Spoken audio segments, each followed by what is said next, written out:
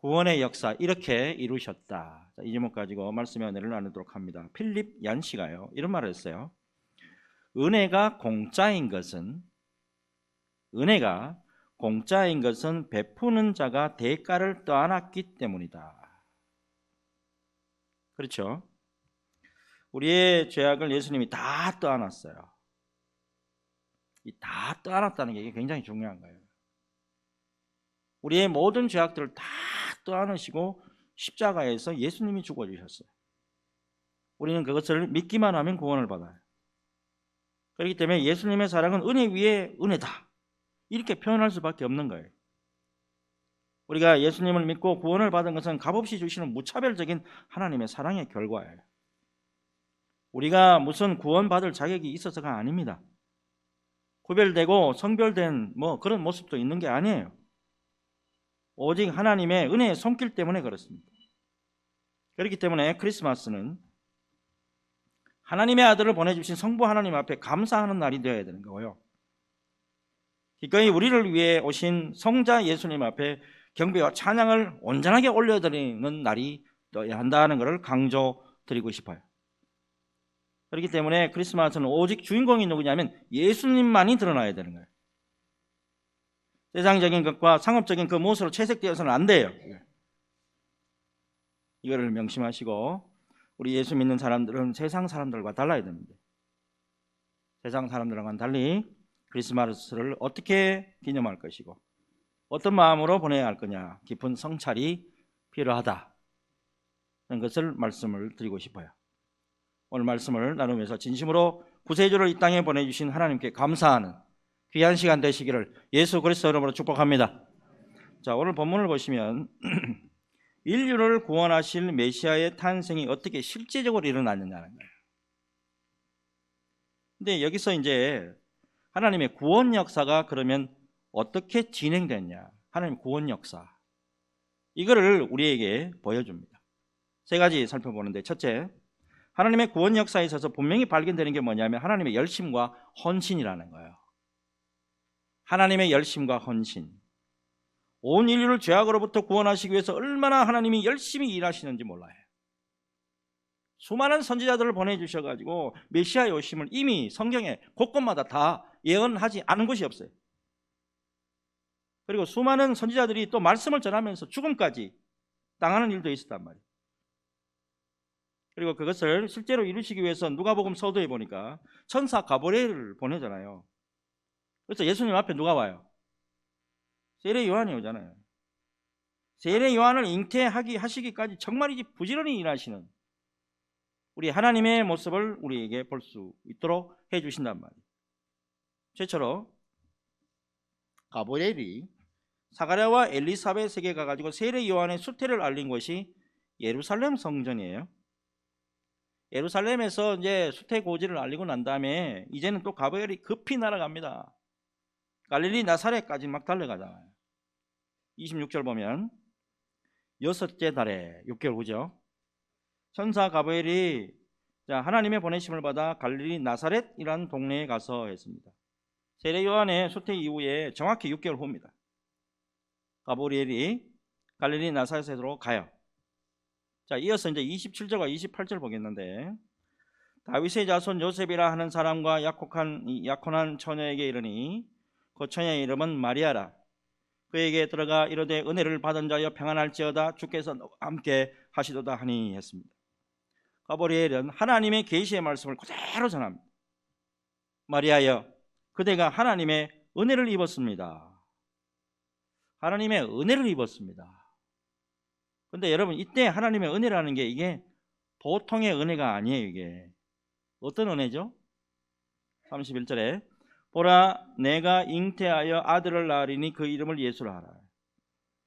자, 앞에 말씀을 보시면 사가랴와 엘리사벳이 제사장 가문이잖아요. 여기 경우는 자녀를 달라고 하나님의 앞에 오랫동안 기도하는 상태예요. 그런데 지금의 경우는 어때요? 자녀를 달라, 아들을 달라 기도한 적이 없어요. 전혀 생각지도 못한 하나님의 주권적인 역사예요. 29절을 보면 처녀가 그 말을 듣고 놀라 그래요.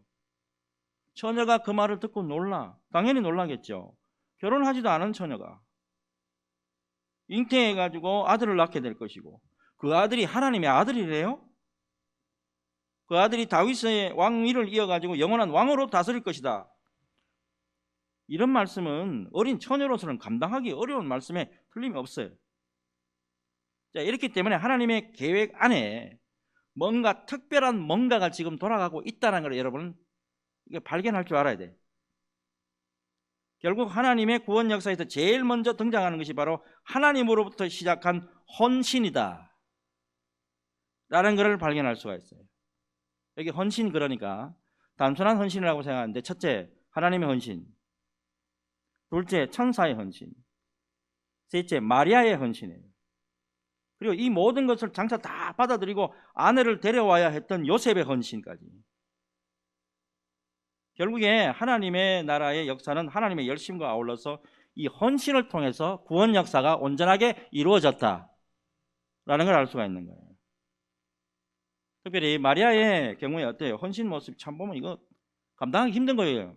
이거는 어떤 헌신이냐? 첫째, 결혼하지 않은 처녀가 아이를 낳음으로써 부정한 여인으로 낙인 찍힌다고. 혼인만 했지, 약혼만 했지 동거하지 않았잖아요. 거기서 아들이 태어난단 말이야. 임신을 했단 말이에요. 율법을 보면 돌에 맞아서 죽어야 하는 범죄라고. 그럼에도 불구하고 아멘입니다.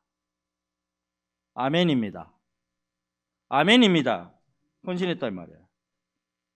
둘째, 정원한 요셉으로부터 방언을 당하는 그런 것도 감수해야 되는 어려운 헌신이라고.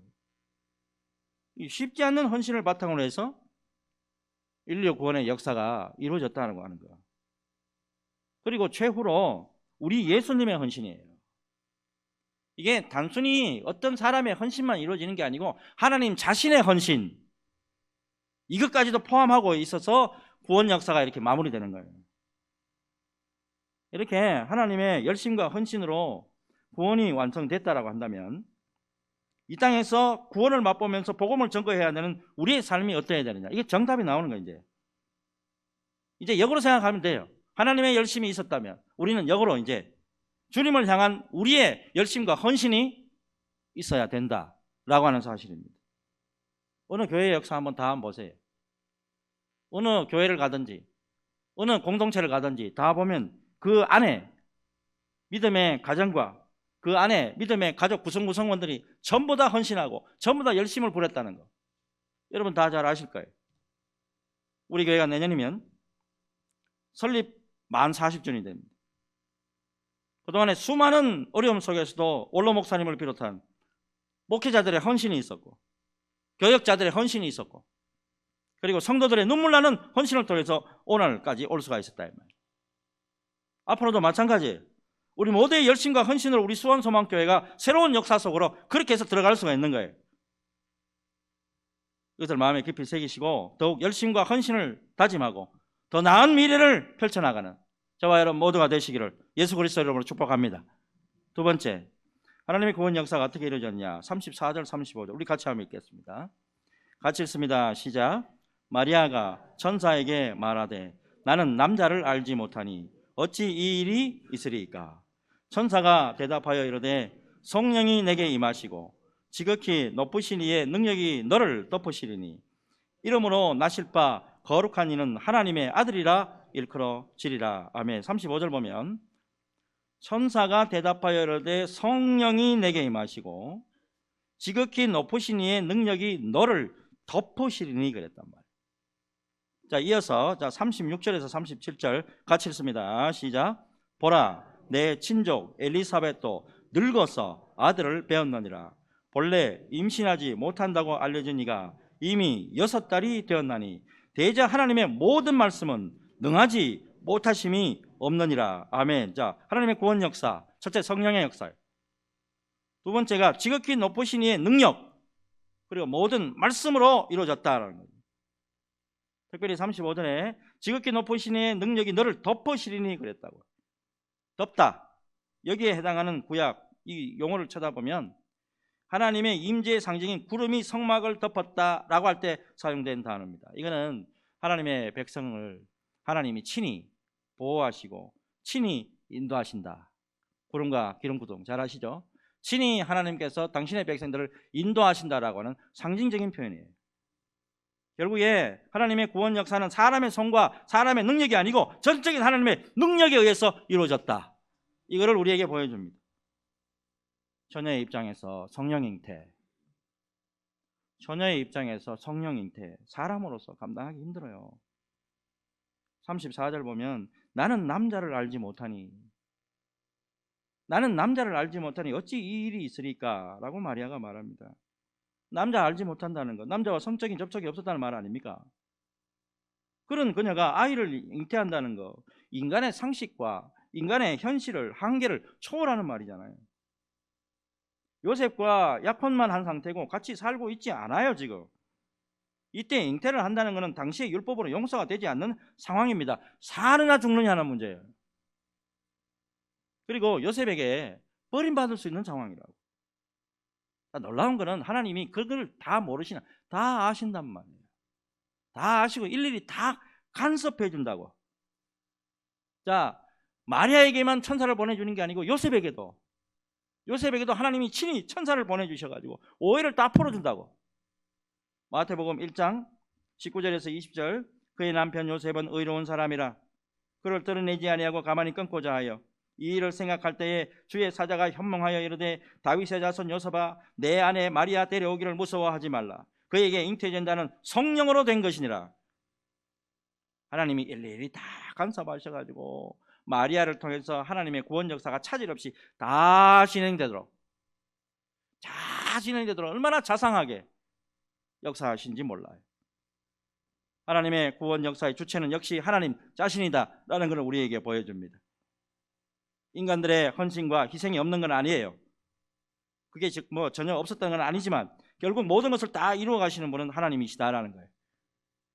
특별히 이 일이 모두 이루어질 때까지 하나님은 신실하게 당신의 백성들을 다 보호하시고 한 사람도 다치거나 한 사람도 소외됨이 없이 다 보호하시고 다 하나님 앞에 영광 올려드릴 수 있도록 붙잡아 주신 하나님이란 말이에요. 무엇보다도 구원에 있어서 뿐만 아니잖아요. 지금까지 우리가 지내온, 지금 이 시간까지 우리가 지내온 모든 것이 다 하나님의 은혜가 아니한 것이 없다. 이거를 고백할 수밖에 없잖아요. 박종호 장로님이라고 잘 아시죠? 박종호 장로님, 이분도 한번 돌아가실 뻔했잖아요. 완전히 큰 대수술을 받고 그것도 딸에게 그 간 이식 받아가지고 겨우 살아났잖아요. 그분이 늘 부르는 찬송, 이 찬송 아닙니까? 나를 지으신 이가 하나님, 나를 부르신 이도 하나님, 나를 보내신 이도 하나님, 나의 나 된 것은 다 하나님의 은혜라. 나의 달려갈 길 다 가도록, 나의 마지막 호흡 다 하도록 나로 그 십자가 품게 하시니 나의 나 된 것은 다 하나님의 은혜라. 한량없는 은혜, 갚을 길 없는 은혜, 내 삶을 애워 사는 하나님의 은혜, 나 주저함 없이 그 땅을 밟음도 나를 붙드시는 하나님의 은혜. 아멘입니까? 하나님의 은혜로 끝까지 이 믿음의 길 잘 달려가는 우리 수원소망교회 성도들 다 되시기를 예수 그리스도 이름으로 축복합니다. 자, 이제 마지막이요. 하나님의 구원 역사가 어떻게 이루어졌냐? 38절입니다. 같이 읽습니다. 시작. 마리아가 이르되 주의 여종이 오니 말씀대로 내게 이루어지이다 하매 천사가 떠나가니라. 아멘. 주의 여종이 오니, 주의 남종이 오니 말씀대로 내게 이루어지이다. 전적인 순종으로 하나님의 구원 역사가 이루어졌다는 거예요. 마리아가 당시에 나이가 얼마나 됐을까요? 학자들 대부분 다 주장합니다. 10대, 그것도 초반, 10대 초반인데 이게 순종 가능하냐 말이에요. 현실적으로 봐서 쉽지 않는 아멘입니다. 이게. 자, 그런데 마리아의 이 순종으로 하나님의 구원 역사가 온전히 이루어진단 말이에요. 목숨까지 내놓으니까. 말에 순종은 목숨까지 내놓는 그런 순종이라고. 한 여인의 목숨을 내어놓는 놀라운 순종으로 인류 구원의 문이 활짝 열려버린 거예요. 무엇보다 하나님의 구원 역사에 있어서 가장 극적인 순종, 인류 구원 역사에 있어서 하나님의 특별히 가장 극적인 순종은 우리 주님의 십자가에서부터 시작한다는 거. 여러분 잊으시면 안 됩니다. 우리 예수님의 순종도 목숨 내놓는 거 아닙니까? 그런데 놀라운 것은 예수님의 순종은 죄 없는 하나님 자신의 순종이에요. 죄 없으신 하나님이 당신 스스로가 순종의 자리에서, 순종의 십자가에서 매달려서 우리를 위해서 돌아가 주셨단 말이에요. 하나님의 아들이 우리의 죄 때문에 채찍에 맞을 필요 없는 거예요. 십자가에서 모두 옷을 벗김을 당하는 수치 당할 필요 없는 거예요. 양다리와 양손에 못이 박히고 머리에 가시 멸류관 쓰실 필요 없는 분이에요. 그런데 수고스러운 그 순종으로 우리가 구원을 받았어요. 그렇기 때문에 여러분, 이 땅의 모든 교회가 예수님의 순종의 피값으로 세워졌다는 것을 깨닫게 되면 처음부터 끝까지 우리 모두가 순종으로 나가야 된다는 거, 이거 기억하셔야 됩니다. 교회든지 가정이든지 구원과 믿음은 순종으로 세워지는 거예요, 여러분. 그런 의미에서 성탄의 날에 예수님의 전적인 순종의 모습 좀 깊이 새겼으면 좋겠습니다. 여러분, 하나님의 뜻에 전적으로 순종하면서 예수님이 십자가를 지시기 전에 최후로 기도하기 위해서 겟세마네 동산에 올라가죠. 겟세마네 동산에서 어떻게 기도합니까? 아버지여, 아버지께는 모든 것이 가능하오니 이 잔을 내게서 옮기시옵소서. 이 잔을 내게서 옮기시옵소서. 예수님은 자신이 마셔야 할 인류의 죄악의 잔이 얼마나 무섭고 고통스러운지 잘 알고 계셨어요. 더욱이 속죄의 양이 되어서 하나님 아버지께 버림받아야 한다는 것은 예수님께는 더할 나위 없는 그런 고통이었다. 그러나 예수님이 이 모든 것을 아시고도 하나님의 뜻에 전폭적으로 순종하셨어요. 그래서 뭐라고 말씀하셨죠? 나의 원대로 마옵시고 아버지의 원대로 하옵소서 기도하셨단 말이에요. 그리고 아버지의 뜻에 따라서 세상 죄를 다 짊어지고 십자가 위에서 몸짓고 피 흘려서 죽으셨던 겁니다. 이러한 예수님의 순종이 있었기 때문에 죄악과 저주 가운데 살았던 온 인류에게 구원과 영생의 길이 열리게 된 것입니다. 여러분, 이 귀한 순종의 은혜를 깊이 새기시고 우리도 주님의 뒤를 따라 순종의 귀한 삶을 살면서 예수님의 이 땅에 아름답게 펼쳐나가는 저와 여러분들이 되어야 될 줄로 믿습니다. 순종으로 살아갈 때 살아나는 역사가 있습니다. 순종으로 살아가는 우리 수원 소망교회 성도들 다 되시기를 예수 그리스도 이름으로 축복합니다. 축복합니다. 하나님의 구원